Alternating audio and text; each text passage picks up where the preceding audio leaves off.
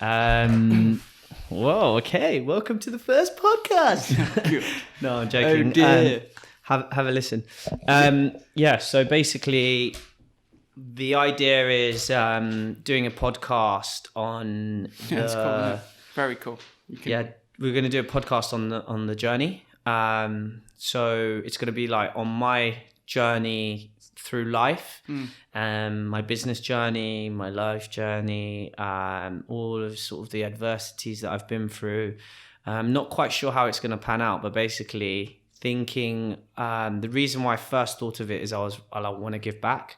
And in the past, I was doing giving back by having apprenticeships. That was like my version of giving back. But obviously now the company's getting bigger and bigger. I have to utilize my time. That's sick. They're very good. I need to try and utilize my time more. And I was thinking, how can I give back on a much bigger scale? Yeah. And it struck me like to do a podcast because obviously it only requires about 2 hours of my time.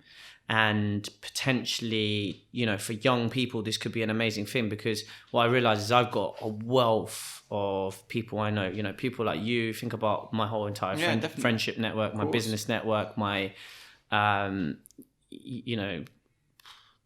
football network. Yeah. Obviously not so directive in the sense of how you meant to your journey, but how they contribute also to your journey. Yeah, exactly. So how they all contribute to the journey. So the initial idea was that I think young people don't properly understand what it takes to become successful in life in different aspects, whether that be in life or more in a career. This was going to be more career based. And what I thought is that giving them insight into my own journey while each week bringing a new person, So for example, you'll definitely be on it one of the days talking about fashion. Like literally, there's not one person that I know that are the same or do the same job. So, and I've got 200 plus. So there's like 200 plus episodes just there. And so while we'll focus on a different part of a topic or a different part of the journey, and obviously some people will have 6, 7, 10, 15 episodes in them. Some people will only have 1 or 2 or 3. It's quite good. You can revisit as well, and like you can bring people back. Like you said, I'm more than happy to help you, and we can revisit stuff and come back. I would say different life achievements. But if you're making it career driven. Well, that was the general idea to begin with, is like, let's base it on career, because it's like, I think for young people, which is what this is aimed at, is, giving them a bit of insight into what does it take to actually be an electrician? Because a lot of them is just like, go college and then you're earning 150 quid a day. It's like, nah. What is it to own your own business? What is it to become a fashion director of a very successful company? What does it take? So what was your journey? Your journey wasn't, it was a tough. It wasn't easy. Yeah, exactly. It was a really, really tough journey. And there was like loads of pluses, loads of barriers, loads of downfalls. Also, I think what you should touch on, which I think is very important, and I think it's good that you do that anyway, but with our lives in particular, obviously we're very different but similar in certain senses, but how those life experiences affect your journey in the career element, I think that's very good to touch on, in the aspects of, say, like losing your father. Obviously you weren't working then, but how that plays a part, and then growing up without a father during the process of you having a business and a support network for that, and how it makes you feel, and like picking you up. Yeah.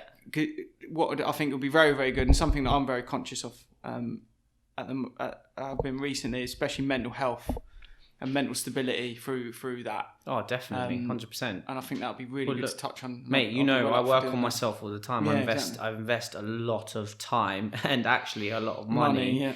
More, everyone else is buying bling and whatever else, whatever, and it, that's not true. But it's what makes people happy and materialistic. No, yearly I invest, like, you could argue, half of my salary into myself, like, as in developing myself. Yeah, of course. By doing courses, whether it be to become better as a business leader, whether to become better in business, or whether it be becoming a better man, a better person personally. Yeah. So let me just, I'm just going to pause it quickly. Yeah. So the name of the podcast is, I think I haven't I don't feel I've quite landed on it. For the moment, it's either RH Journey or The Journey or something along those lines. Okay, well, if we call it The Journey... You came up with a name, actually. Well, after we spoke about it, you rang me and you were like, I really think I'm really interested in this and I feel there's a educational aspect that we can add to that. No, we talked about it. I didn't call you back because the chances of me speaking to you are very slim. So we talked about it at length, setting on Mitcham Common, Yes. Or whatever common it is. Figs Marsh. Figs Marsh. So I remember the structure, but I'm just searching for what we're calling it. But the structure for me was the purpose of the podcast, which is building up a story around this company and how the company came about, and its founder member and director, Russell Hughes. His journey before he even became a company director is the starting point of the story. So then we were hoping to talk about Russell's early life, then his school days, and then the first steps that he took into becoming a professional within the construction industry. So that was the general first go at telling this story. Okay. And should I put some context into why I thought we should start this podcast? That would be brilliant. Yeah. Okay. So I think for the moment, why I feel the journey or RH journey sounds appropriate to me is because, as you know, when I first started the company, one of the things I wanted to do was give back at the same time as, beginning my business journey. And so I was hiring apprentices. But obviously, as I've become a lot busier and as the business has evolved, I realized that leveraging the very little time I have, I feel it's almost unfair to put it into one individual.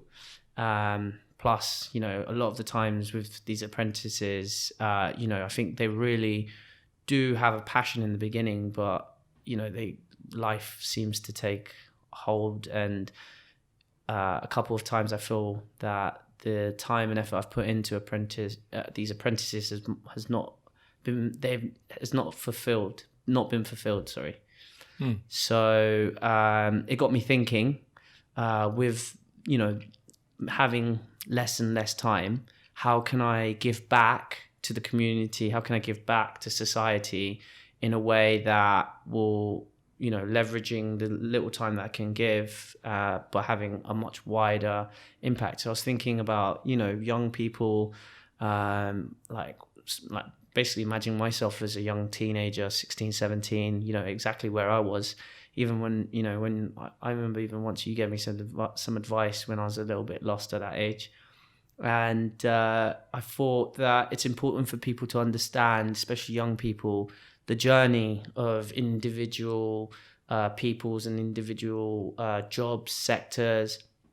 And then it got me thinking about how lucky I am, and with the wealth of friends, contacts, through personal life, through football, through work.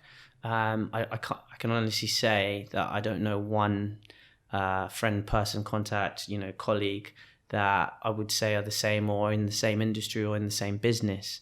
So it got me thinking, there's a lot of people who I can share my journey, as well as giving insight into other people's journeys. Because, I think there's a perception out there that even the greatest jobs, or, whatever, if someone wants to be a pilot or if someone wants to be a radio show, that, there's a set, simple, easy path to getting there.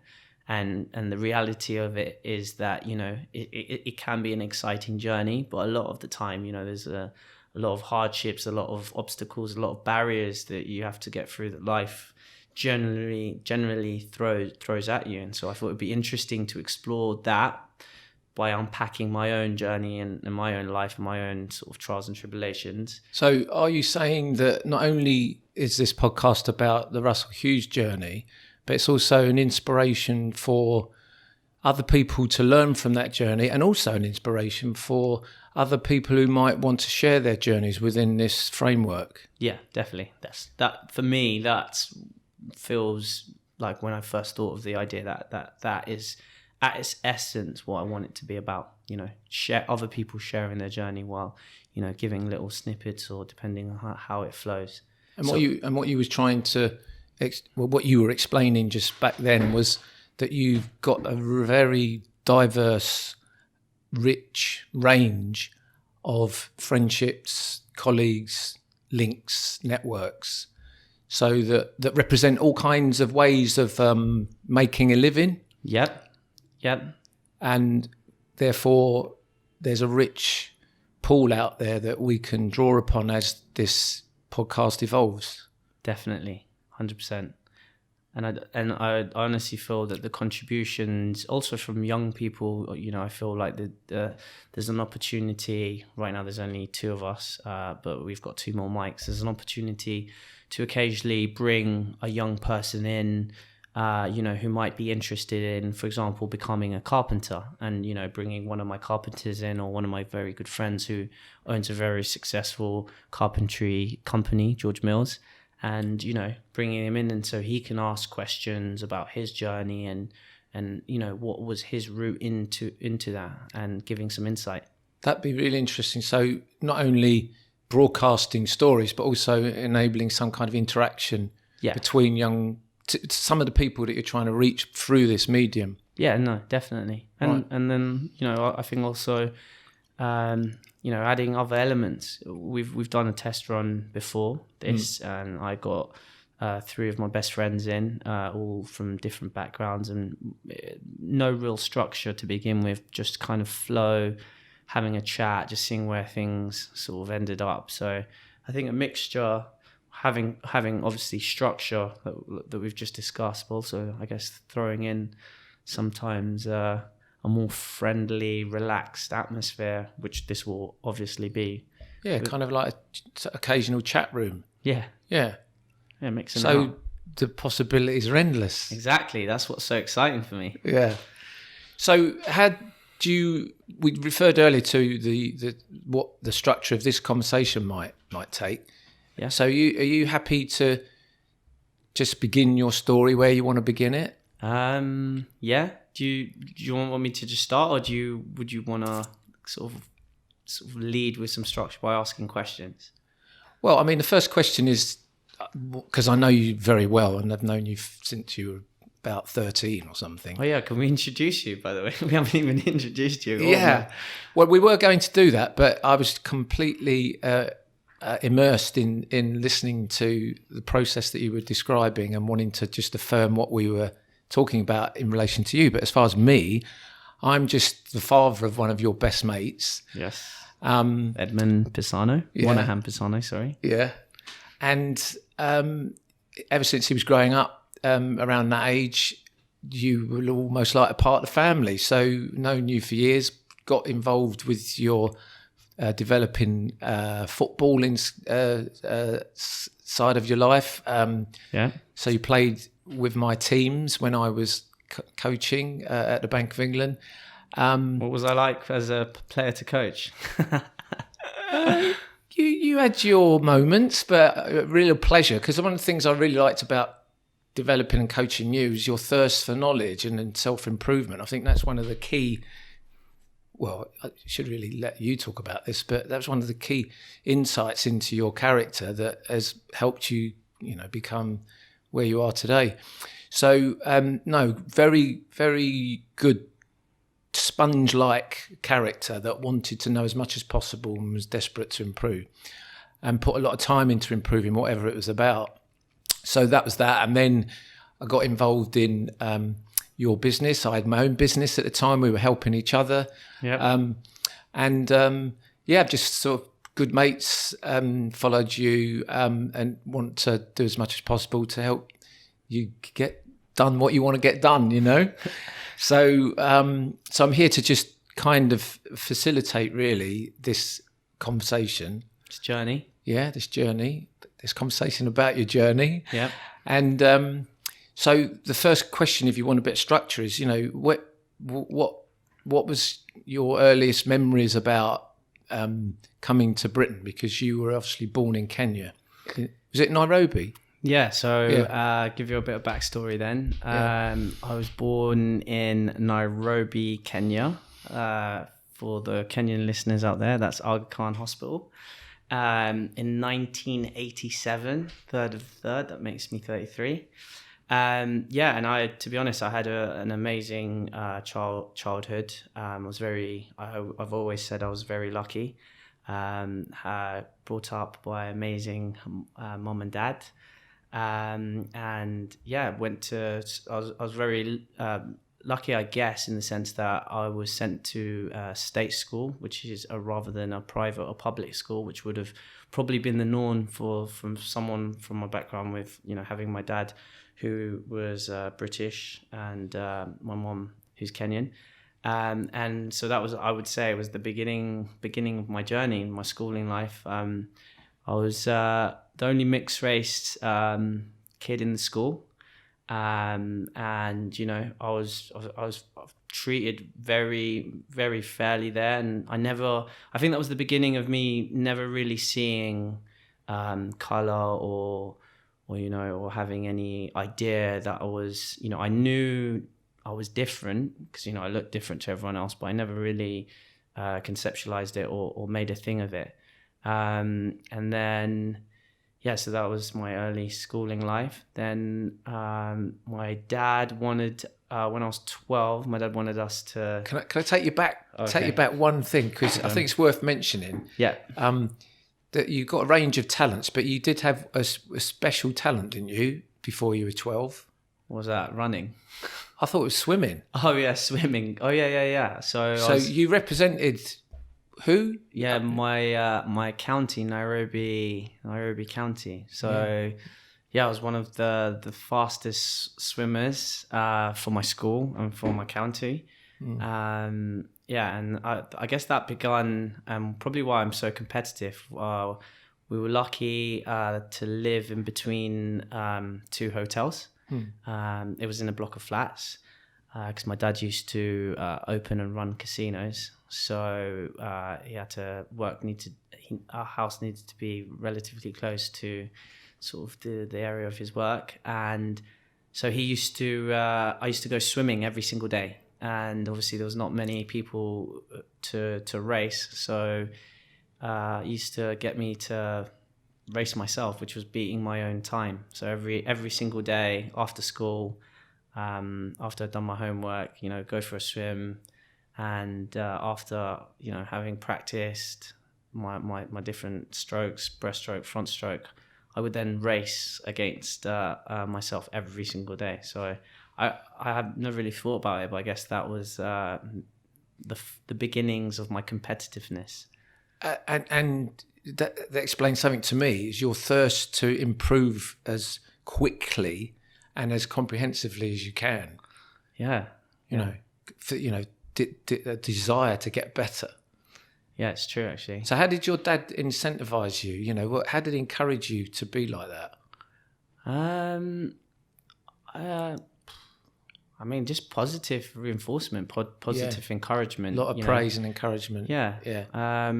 Like I said, my early childhood, all I have is just full of happy memories. I can't really think of a time where there's one scary moment that I remember, but other than that, it was just, all very positive, all very happy.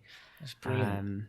I've had a very loving mom. My dad used to travel a lot, so he used to go open casinos around the world. So he'd have to travel to Germany, West Germany, Iraq, Iran, all these developing countries that were finally becoming, democracies, and were having casinos and I guess, these sort of things. So he would always travel, and we'd be left with mum and my younger sister, Hannah. And so at the same time, whilst I had a very happy childhood and he was always there was also long periods, 3 months to sometimes even 6 months that he wasn't there. But again, I still remember that, whilst it was sad that he was gone, there's a lot of structure in my life. Went to school, looked after, have a massive family in Kenya. My mum has 5 brothers. Right. So I think I have 100 cousins or something like that. Shout out to all the Kamals out there. Yeah, so go back to what you were going to say about when you were 12. yeah, so when I was 12, after having a really great childhood in Kenya, I think my dad decided that he wanted the second part of our education to be in England. He already had a house and family back in England, which we came back to Wimbledon Park, which is where we grew up. That's in Wandsworth, right? Yeah, Wandsworth. Yeah. Brap. And I think he wanted us to sort of get educated at secondary school. So I think it was like a family decision was made that we were going to pack up and move to back to Wandsworth. Actually, I've just realised that's a mistake. It's Merton. Yeah, my half. You're of the on grid was on the Merton. Merton side, aren't you? Yeah. Your mum is anyway. Yeah, I spent more time in Wandsworth though, but yeah, that's true. Yeah, multicultural in the boroughs. And yeah, so we planned to move over, and unfortunately, a month or two before we were about to make the big move, tickets were booked, bags were packed, everything. My dad unfortunately passed away. I think he was swimming and suffered a heart attack while he was swimming, and at the time, people didn't act quick enough because it was a hospital, I think 5 or 10 minutes away from where this happened, and obviously I don't think there was people that were trained sufficiently, so unfortunately they spent most of their time trying to resuscitate him in the side, where if they'd just taken him to hospital, they probably would have made it. But so that obviously was a bit of a shock. I still remember the day quite clearly. Me and sister got off the school bus and coming home, and he was always there to greet us on the balcony, would always be there. And I was a little bit older, I was 12, my sister was 9, and I just knew instantly something was wrong. It was the first time I guess I had a real sense of my own intuition, thinking about it now. And when I went upstairs, just saw all these people in my home, and just like running through, like, where's my dad? And then just being told, sort of like a bit of a shattering moment for me, and obviously for my sister and my mom. Like that, my dad was my best friend. I used to do everything with him, and so that was obviously very tough. Very sad. Very sad. So we had a funeral there. Then we flew to England to have another funeral because he had a lot of friends and family. And then we went back to Kenya, and my mom was like, right, to me at 12 years old, what do you want to do? Do you want to stay here? We have a massive family network, friends, people who would be there for us all the time, or do we go to England where hardly got any family? Obviously dad had a lot of friends, but we were pretty much gonna be on our own, but fulfill my dad's wishes of me and my sister being educated out here. And I think my mom asked me, but I think she had already kind of made the tough decision that we were gonna move here. But I guess in my head I was just like, I just lost my best mate, my dad, so I guess I just couldn't imagine living there without him. So I think as a family we decided to immigrate to England. Yeah, whatever. God, that's a big thing for the whole family to have to deal with. And so you just up, shot and moved. Yeah, literally. I think we got back for like a month. I didn't never go back to school. I know. So after the day my dad died, I never went back to school. I think I went back one day to see my best mate. I had 2 best mates, I remember them still, Bradley and Innocent, and to pick up some stuff, books. It's old school. School in Africa is a bit like the old school English system. You know, it's like slightly going back in time. You know, desks, locked desks, and I remember when my dad used to tell me about school. I was like, this is pretty much exactly the same. Yeah. So yeah. Anyway, and that was it. I never saw any of my friends, any of my classmates. Just no one ever again. Just like literally uprooted, and then off to the UK. So I don't want to go too deep into this story of coming to England, but wasn't it quite a shock for you, that sudden change? Yeah, it was a massive shock. It was I mean, I'm trying to remember. So when we arrived as well, my dad, the house was being rented out, and we couldn't just kick the people out of the house because it was being rented and tenanted out. So we actually had nowhere to stay. So I was shipped off to tell a lie. Actually, we went and stayed with my godmother, Auntie Kathy, who was my dad's best mate when they were growing up, and we stayed there for, I think, for 8 weeks or so. They really kind of like took us under their wing, and looked out for us. But as you can imagine, any family who's going through grieving coming into another family probably put a lot of strain on their relationship. And I do, obviously quite young at the time, didn't really know what was going on, to be fair, but I think in hindsight I do remember thinking, not that we're being asked to move on, but we had to like kind of move on, because being in someone else's house for 8 weeks when you're grieving, mum's grieving, us two are grieving, must have been difficult. I can understand that. So then after that, we went and stayed with some friends that my mum knew, Maggie, and her family. Another is an African family who'd also migrated from Africa, but like had deep roots in the UK. And we stayed with them for like 6 months. That was, I think, quite a good stabilizer for us as a family. So was this in London? Yeah, we rented a room in 2 roads away from the house that my dad's house, which was strange. Imagine 3 people sharing a room in someone else's house when you've got a big house 2 doors down, but we weren't able to get into it. And presumably all this time you weren't in school, or did you go to school? No, we weren't in school. So I think there was like a 6, I can't remember, about 6 months period not going to school, because my dad died in March, so I was in school by September. Right. So it would have been from all that timeline that I've just gone through, would have been up till there. Then can't remember if I started school and I was still living in Maggie's house or not. Because you're secondary age now, right?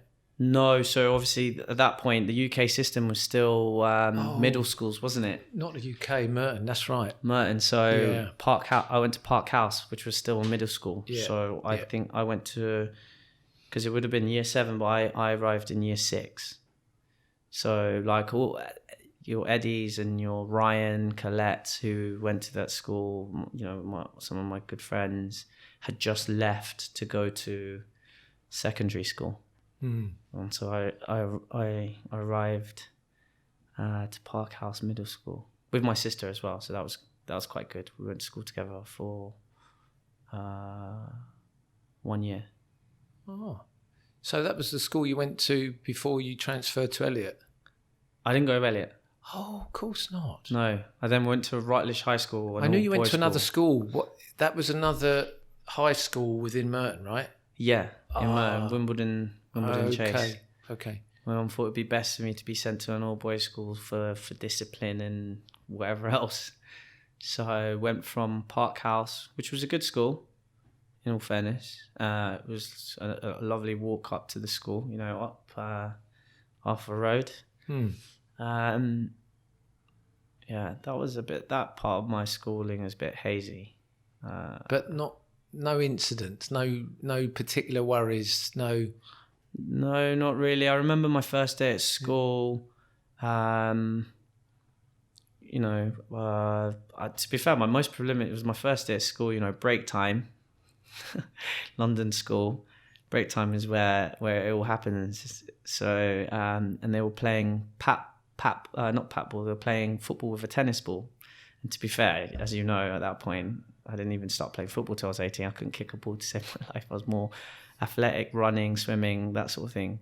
But yeah, I remember scoring a goal just by sheer fluke at the time, and at break time, and that kind of like settles you into the crowd a little bit. But yeah, no, school was quite good. I grew up with some guys who lived in the area. Had made some friends quite quickly, and yeah. So you managed to cope with this shock of a transition. You're living with your mum and your sister. You eventually get into your own house. You go into a school and you seem to find yourself accepted, relatively adjusted, happy. No particular anxieties or concerns. Well, my mum is a very, I always say tough African woman, and my friends always say the same as well. But my mum, I guess, was able to realize, even through her grief, that she was a mum and a dad at that point. So she was very, very straight talking. Even as a 12-year-old, she was saying some pretty, straightforward things. Like, she pulled me aside before, as we were picking the schools. I remember one day, this is the school you're going to go to. You sort of still a decision. Do you want to stay here in England? And she said to me, she was like, look, 3 things, you're going to get bullied at some point, and there's nothing I'm going to be able to do about it. The other thing was, she said that, we grew up in Wimbledon Park, and at that time, I think, other than Maggie and her family, there's not many black families in the area. So, she explained to me that we were one of the only black families in the area, and that, we all had to always be on our best behavior because people would be looking and watching us, whether that's true or not, but it gave me, can't be playing loud music, we can't be shouting, and all this energy that I had, can't be like running down the road and whatever. Because when I first came, I used to say hello to everyone, because that's what you do in Kenya. You say hello to everyone. Everyone's very friendly. You're going in your neighbors' houses. You don't need to knock. You just turn up and just chill on the sofa and watch TV and stuff like that. That was sort of the culture that I grew up in. Very open, very friendly. And then when we came here, for me, it was very cold. Hardly anyone saying. When I remember even going around saying hello to people, and it's like thinking, you could see like probably like, who's this little kid saying hello to everyone? So yeah, I guess there was a massive contrast from being at home where it's warm, sunny, everyone's really warm and happy and smiling, to I wouldn't say it was miserable, but everyone's quite, obviously head down, focused on what they're doing. Neighbors not talking to each other, even though you live right next door, just pleasantries, hello, hi, that's it. But I was like, when we moved on to Stroud Road, like, I was like, hello to every single person on the street. So I guess going back to the schooling thing, what my mom was saying, the third thing she said is that in Africa as well, it's all about respecting adults, whether they're right or wrong. There's a clear respect for your elders, and any person can tell you off. It's not oh, you can't talk to my kid, or you can't tell my kid this. So my mom made it very clear that that if the teacher says that I was in the wrong, or head teacher, or whoever, any sort of authoritarian, she was going to back them. And that was it. And at first, it didn't really sink in, but as time went on, and what you go to school, I think the biggest difference about entering secondary school is that everyone everyone, doesn't matter, you know, I've just traveled from Kenya, I've lost my dad and whatever else. No one really knows anyone's story. So I think in hindsight now, like looking back, you know, whilst I'd been through traumatic things, you know, loads of the other kids had probably been through their own traumas or own, you know, issues, but it's almost like a fresh slate. So everyone's a bit, you know, I don't know, but that's what it felt like to me. The first year, everyone's kind of like, you know, finding their place and everything else. And actually, my first year was quite good at Rutlish. You know, enjoyed it actually. And would that be year 9? No, that's for me is year 7. Oh, right. No, when you're in the middle school, or the upper school. Secondary school, yeah. So year 7, I joined year 7. Yeah, year 9. All right. Yeah. Okay. So you settle into this secondary school in year 7, and so the first thing I noticed, was I was way ahead of everyone else academically. I'm not just saying this. Like obviously in Kenya, you know, education is taken very, very seriously. Like my school, I actually think I have an arch back because my school bag was probably heavier than I was. I had to carry, you know, maths, English, science, all of the books every day, as well as all of the books that you had to study. So, you know, when the first thing I did notice is like, you know, I'd already done circumferences and pie charts and pi and stuff, and you know, a park house, I was already ahead. And then when I went to secondary school, in the key subjects, maths, English, and science, I was actually quite ahead. I think, you know, I don't think I would change anything in my life now looking back, but I think that they probably should have pushed me a year ahead. Because what ended up happening is, you know, realizing after a while that I was ahead, you know, you're in class and you're being asked to do all these things that you already know how to do with these. So the rest of the time, you know, I was just kind of like ended up being a bit bored. And so began my chatty, my talkative personality, I guess, started to come out.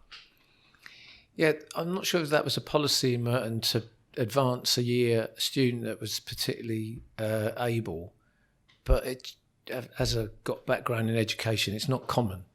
It's really not common, and the idea is that rather than push kids up, because the curriculum should be adjusted to the needs of the student, but unfortunately, a lot of the time that differentiated learning where you're trying to always match and stretch the student or whatever they know or whatever they can do is difficult for teachers, and it often doesn't happen.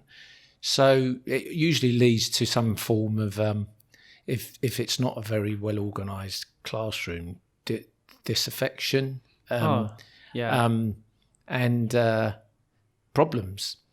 So, and it's interesting that you felt quite knowledgeable as soon as you came in, because presumably you had, I mean, we would call that in my day, we would have called that a very structured, formal education that you had. So it's very much knowledge based on making sure you knew the key principles and facts around English, maths and science, especially when it comes to English, about knowing how to write formally, how to spell, how to get good grammar, and so on. So you probably felt pretty comfortable at first. Yeah. And then well, what's really important though is for the story is, if you say you developed your chatty style, so you weren't cross about the fact that you weren't getting stretched. You made a bit of a joke about it, and you wanted to chat and keep yourself interested. And yeah, I guess I was just keeping myself interested, because as well, the whole school structure is completely different.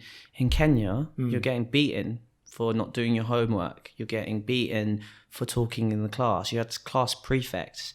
So, I actually remember, I was pretty much in the prefect's books a lot of the time.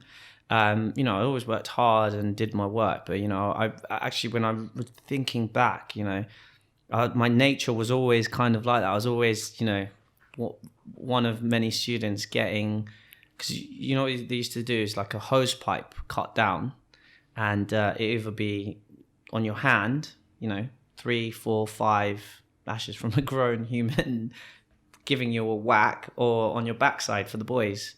So this is remarkable because you're talking.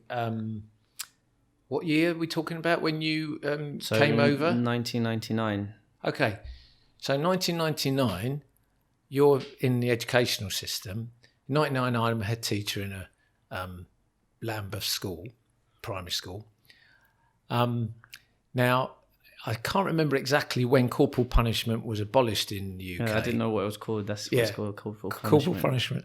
But you're describing what it was like when I went to school. That's what and that's what I realised. And probably what your dad went through. And that's why I think, so maybe I adapt to because my dad had been through it, so it was not like some unusual thing for and my mum had been through it as well. So, I remember, if you didn't do your homework, front of the class, a few beats, talking in class, and, the teachers would go off, you have a school prefect, writing notes, your uniform's not clean, all of that stuff. So I actually, my early education was, I guess if you call it corporal punishment, was, there was a lot of that going on. Yeah.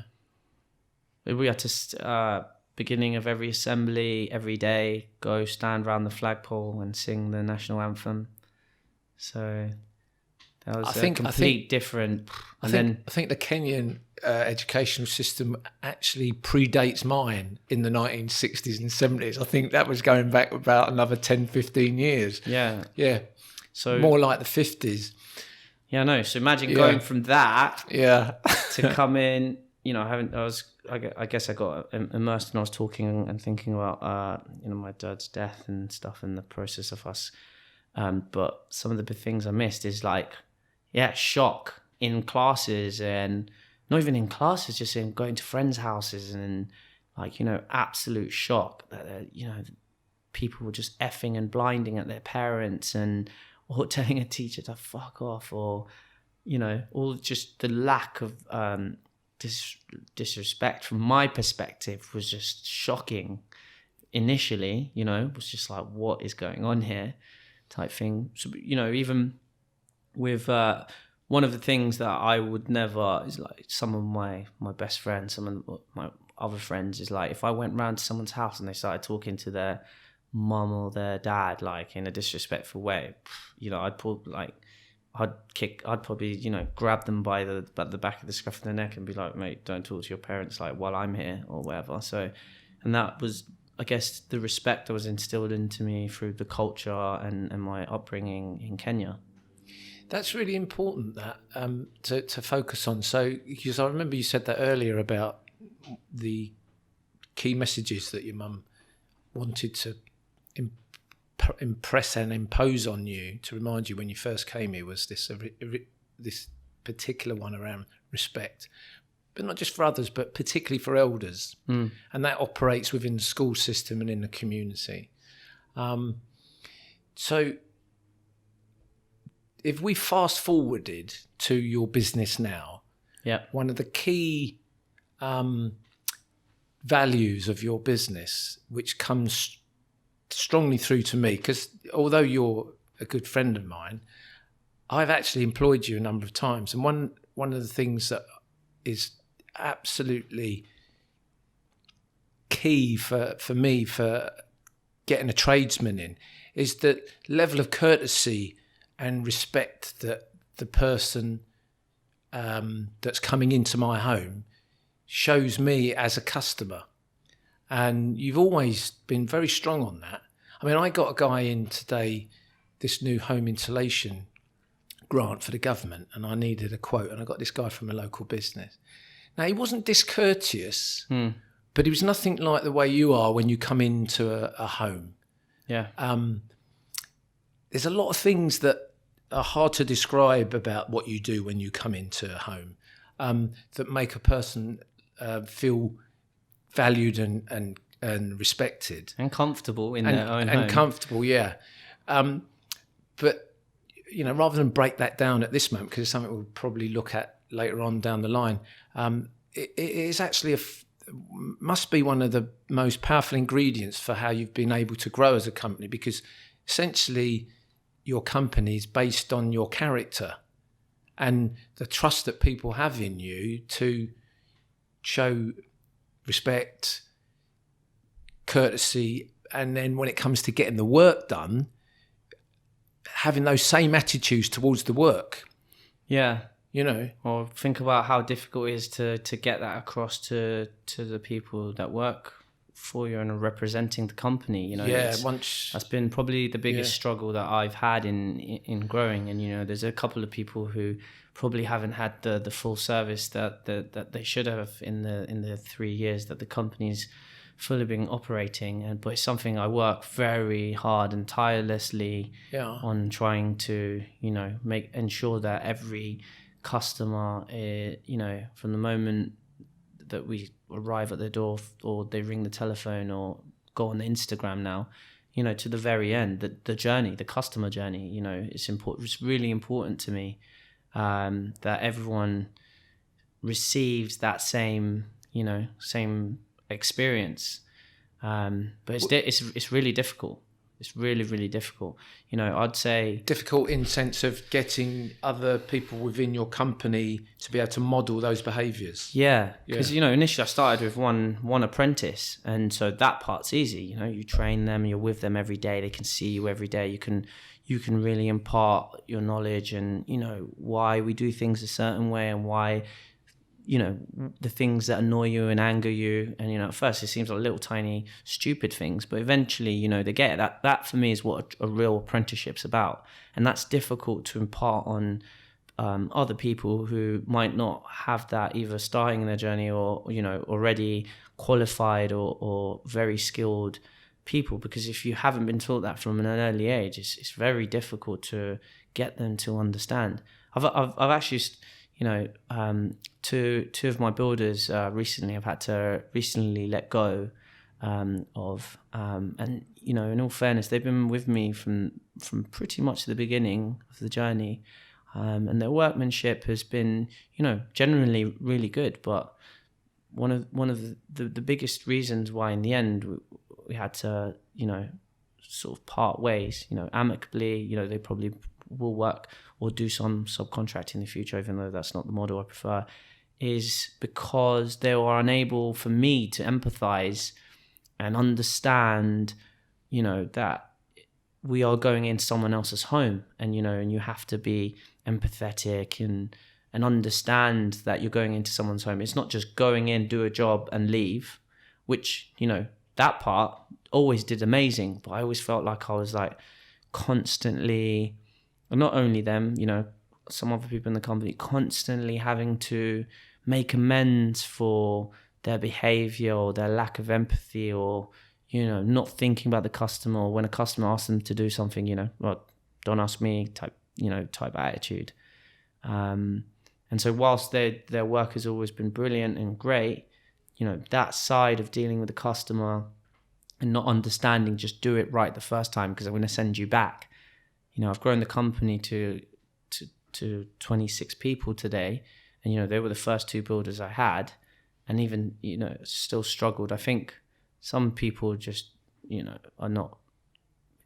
they're just not willing to change, regardless of how well you treat them. You know, I don't think they ultimately, you know, they're stuck in their ways, and it's a shame because, you know, I've for 3 years I've paid, you know, tens of thousands of pounds, sending them back, rectifying their jobs, trying to get them to understand that I'm never going to change the way I think or the level of service that I expect my customers to have. And, you know, and having that empathy when a woman's alone in their home, you know, there's a certain way you have to change the way you are and talk, and, you know, have to be a bit of a chameleon when you're dealing with customers and be empathetic to what's going on in the home. And so I spend a lot of time making sure that I'm front of house, front line, meeting all of the customers, making sure, you know, they feel very comfortable and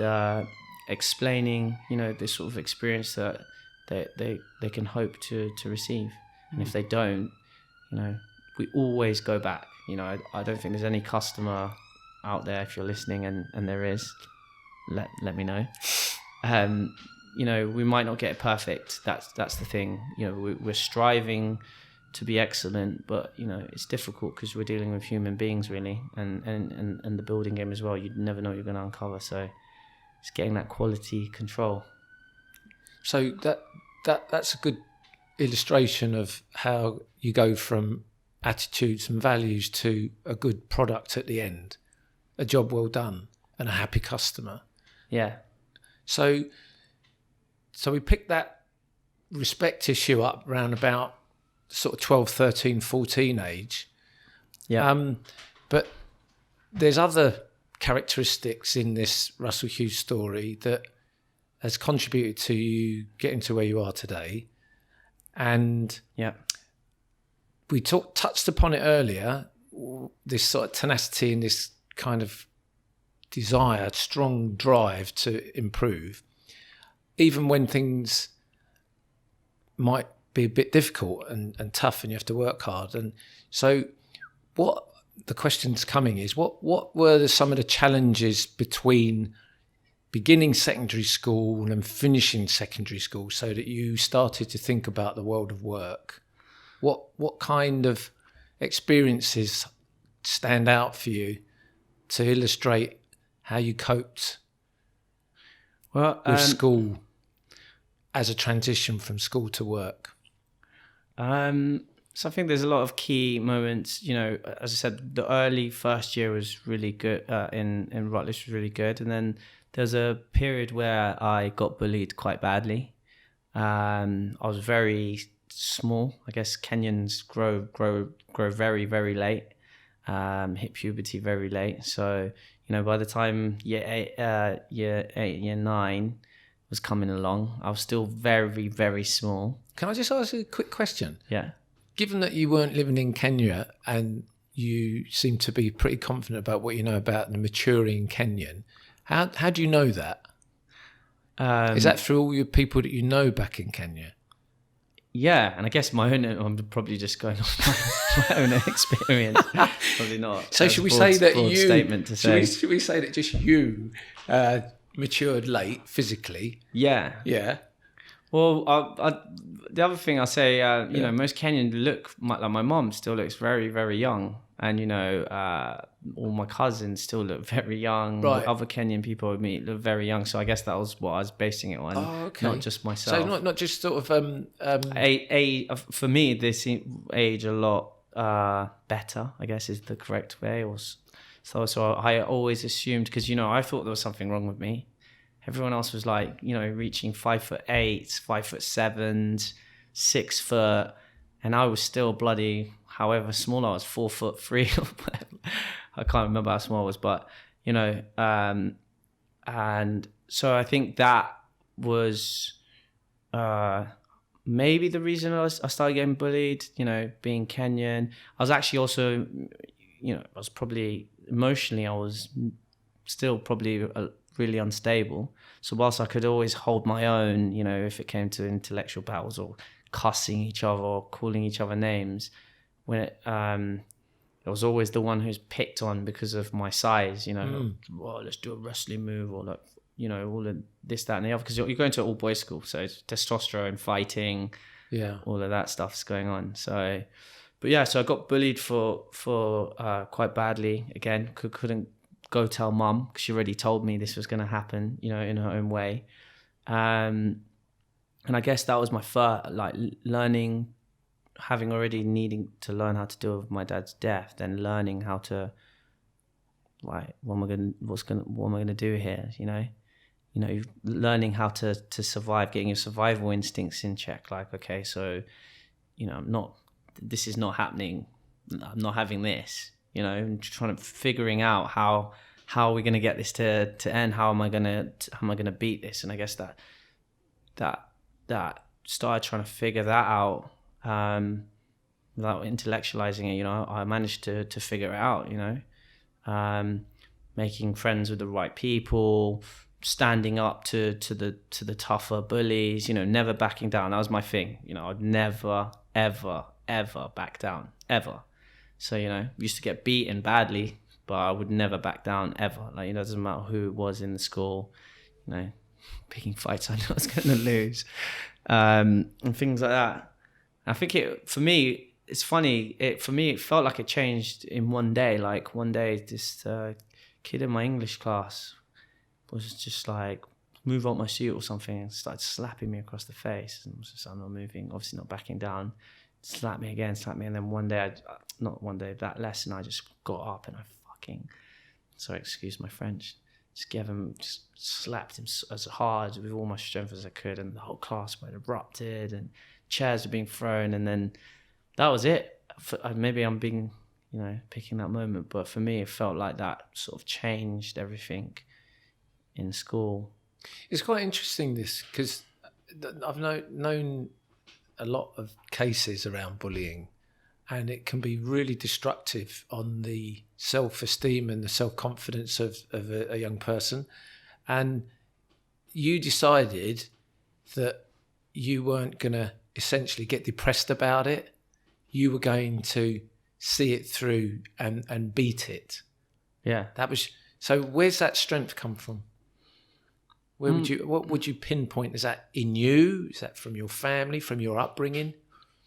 Yeah, I think it comes from my upbringing. I think, up to 12, as I say, that was another thing I realized quite young. Well, 13, 14, this is again early periods. I realized it sounds mad to say, but I realized I was lucky.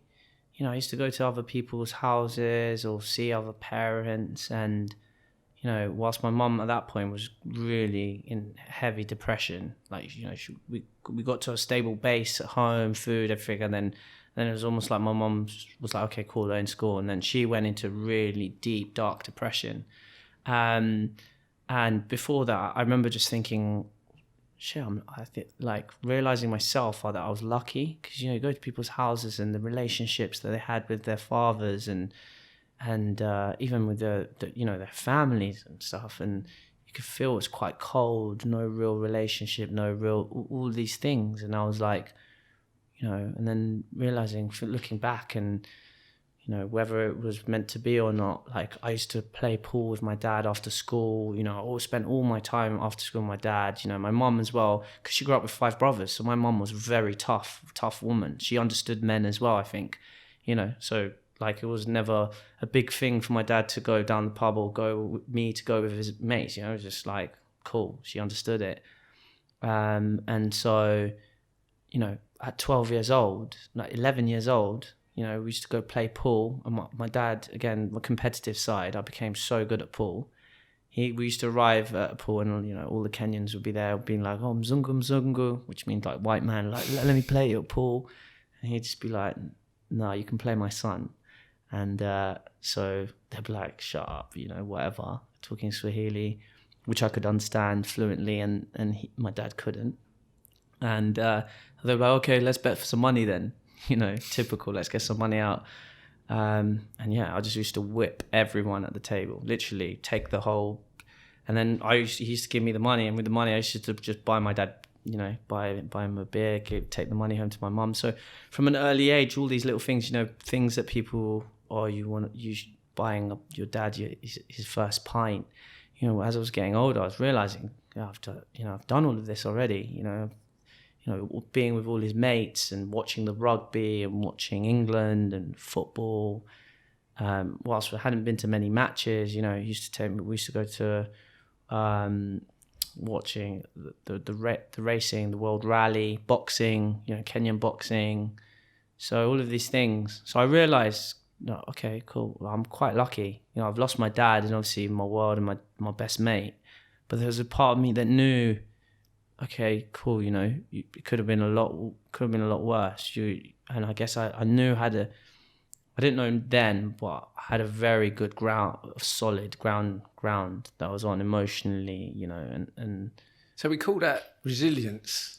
So it sounds like you felt you had the belief in yourself, the self-belief, self-confidence to cope with problems as they arise. And you're able to bounce back when things went wrong. So you managed to get through this whole bullying entry into the secondary system. Yeah. Got accepted amongst the mates eventually. Yeah, amongst my peers. Yeah. But again, What the question that I really like to probe is, you said before that you found the work particularly easy in the middle school area. Did you still? How did you cope with the secondary curriculum, especially as you was getting towards the GCSEs? So when I arrived in secondary school, still felt quite ahead. I was put in top sets. Yeah. Top set in maths, top set in English. Yeah. Because in secondary school, it's all divided into sets. So you're with your class and your group. But then maths, science, and English, you're split up and you're divided up into what your abilities are. Which is a strange thing as well to sort of experience. But yeah, I was always in the top sets because of the education that I had, and even in the classes, I remember in maths, like as I said, I was way ahead.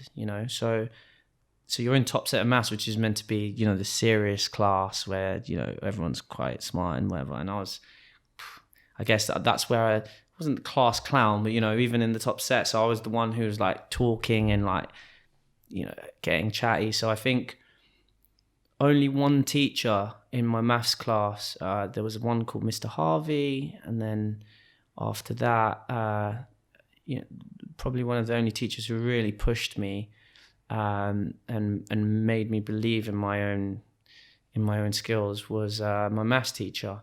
But in the other classes, I guess it was just slowly letting me slip. And I was, my mum, she'd done everything she needed to do. We always had food on the table. She just took jobs to make sure that she was always at home when we got home from school. I remember now when I think back, I just think, wow, that's also, another sacrifice she made to make sure that we didn't go on the wrong path. But yeah, on the schooling aspect, I guess just by year 10, everyone had caught up and started going past me. And I guess I always had the ability, but no one was pushing me.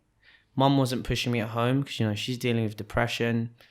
None of the teachers other than the maths teacher was pushing me. He pushed me because he put me in statistics class. I didn't even know what the hell that was. And, he'd put me into it. So he was always putting me into challenging classes and properly trying to challenge me. But for the rest of probably not fair to say that completely, but, for me, all the different classes was me exploring, the different cultures of London and my school. In maths, it was all the sort of, not the geeks, but the clever guys, quite smart, switched on. And then in science was a class heavily divided, all the white classmates and black classmates completely separated, segregated, so then I was, mixed race, most of the time I'll be with my black classmates, but I would always go with my white classmates as well. So I was always, kind of trying to figure out what's going on. English was, a bit more of a more relaxed atmosphere, sort of chilled. I would say a lot more mixed in terms of in the ability wise and the cultures that were going on. So I think I wasn't pushed basically. And when I got home, I did my homework, but I wasn't doing it to the best of my ability. I was probably more trying to figure out how to survive, I guess, to some degree. And in what sense survive?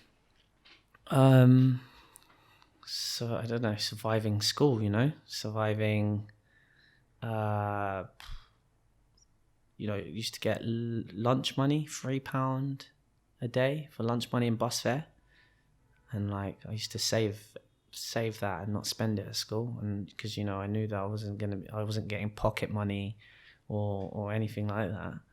So I guess my mind was less focused on the grades I was getting and more focused on, I don't know, figuring out, I don't know. I can't really say where my mindset was at that time. But if you're talking about surviving, then there's some pressure that you're fighting. So what you're talking about? Was it economic pressure? Was it other type social pressure? What? Figure that one out for us. I think it was a mixture of a number of things. It was like, I guess, trying to figure out where I fitted in. So the word that comes to mind is identity. Yeah, identity. So you're kind of figuring out, you mentioned about black friends, white friends, one of the few mixed race boys in the school, perhaps. Yeah, there was one or two, but they were not on my side of the year. So you're dealing with some identity issues here. Yeah. Right. At that point, there was no real father figure at all in my life. I don't think. Used to go see my dad's friends occasionally, but not really. My mum was really depressed at this point. Yeah. She was like drinking quite heavily at one point, and she was really low. And obviously my sister was like, she was my best friend. Me and her and still are very close. And I always looked out for her, and she always looked out for me. But I guess now I'm getting a little bit older, I'm starting to, go out with my own mates, and like where I always took my sister with me, always looking out for my sister. I guess it's the beginning of me being like, nah, you can't come with me today. I'm going out. I'm gonna start doing some not dodgy stuff, but start being a boy and going out and causing a bit of mischief and start, yeah.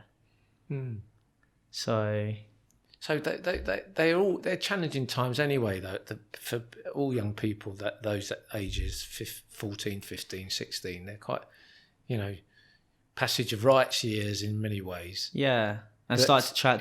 I think that's when I really started to challenge everything, and challenging school, challenging teachers, outside, exploring outside, asking mum for permission, the sort of the different personalities, I guess, started, because at home my mum was very strict, so I was like an angel. And then obviously outside, as soon as you leave that door, you're becoming a bit different, like a bit of the Jack the Lad, like kind of sort of character, a bit more boisterous, a bit more on it. Like, I'm starting to get a lot more confident in myself. Having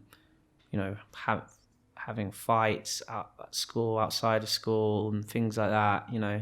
Going around and testing your limits, I guess. Familiar for many. Yeah, of course. Boys and men, yeah. Young man. So we're getting this picture now then that you're very capable. You're dealing with some pretty difficult circumstances. You talk about your mum, and you're kind of developing identity, and you've only been in the country a few years. It's not like, yeah. What was interesting is I shed my Kenyan accent. It was gone. Pretty quickly. Yeah. Yeah. So I don't know. I've always wondered about that. Literally, you can hear videos of me when I was 12 and I'd sound fresh off the boat. And then, people are always surprised. They're like, what? You're born in Kenya? Is that because you're one of your key instincts is to find a group and fit in? I think I just adapt. Yeah, I think, I've going back to my childhood, I was the only mixed race kid in an all black school. And then come to Park House, which is pretty much, I was the only mixed race kid. There's Asians and other sort of cultures in there, but then I was the only mixed race kid in an all white school, in an all white area. What it felt like. But again, I didn't notice it, if I'm being completely honest. So I guess for me, I don't really, obviously I know there's different cultures and different colours and different races, but I don't really notice it. I'm more about the person. I can, can feel and was able to adapt. Yeah. Flexible, yeah. Yeah. And so when it comes to exam time, are you saying that you didn't like. I think I knew. Two things. I think I knew I was capable, and at the same time, no one was pushing. I was looking around and like no one was pushing me. And I said, this is the point where my mum was, quite really bad. My mum's absolutely great now and one of the strongest humans I know. But at that point, I remember when I got the results, just going to my mum's room and being like, Mum, yeah, look, this is what I got. It was like 1A. The rest were pretty much C's and D's. And there was no sort of telling me off or, oh, you didn't do well or you did well or whatever. No reaction. No real reaction. My mum was, completely depressed at that point.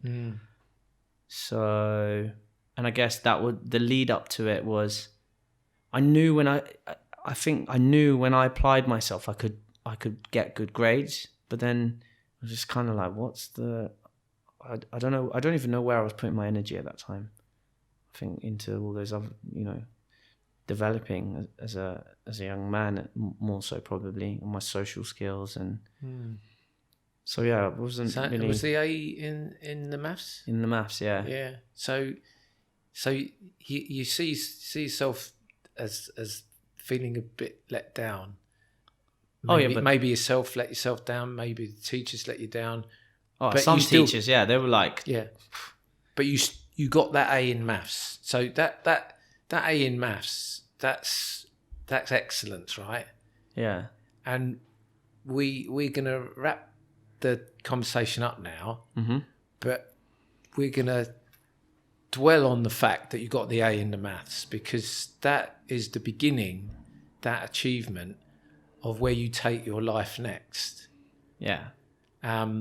And we've talked a lot today about your formative years, both in Kenya and in southwest London. Fascinating story. I'm sure a lot of people out there who are listening to this, because it's been a long one. Anyone who's still with us, it's been a long one, but fascinating, and probably rings a lot of bells with a lot of people, for various reasons. Because the journey, if you like, of growing up in a sort of anywhere really, but in a city like London, it has its challenges, but it has its rewards as well. And those rewards, we're going to find out about more in future episodes, not just in your story, but in stories of others that we're going to bring to the table. Yes. So I just want to thank you for being as honest and as candid as I've ever heard you. I don't know what it is about these radio scenarios, but Podcast. it does. Well, no, I was thinking I used to listen to something called In the Psychiatrist's Chair, and when people get behind a mic and they get asked questions, all kinds of things come up that they probably didn't even think about talking about, And I think you've done that. You've talked a lot about your life. Good 40% of it I wasn't aware of. So for me, it's been absolutely fascinating, and hopefully it's for others that have been listening. And I'm sure people are going to look forward to the next step in the story, or should I say the journey? Yeah, the journey, the story. Yeah. We haven't quite decided yet. Yeah. Okay. Well, thank you very much, Steve. And thank you, Russell. All right. And thank you guys for listening. Exactly.